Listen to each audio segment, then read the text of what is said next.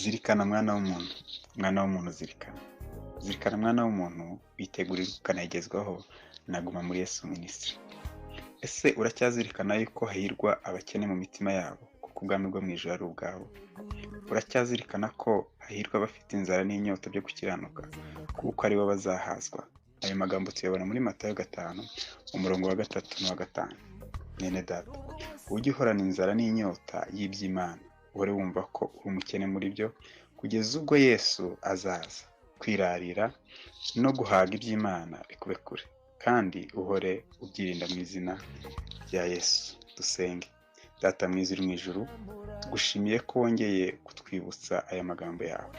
Dusabye imbabazi aho tutayakurikije uko bikwiriye. Turakwinginze ngo udufashe kugira ngo tugire inyota y'ibyawe, udushoboze kubigirira inzara buri munsi. Ni mu izina rya Yesu Kristo dusenze twizeye, amen.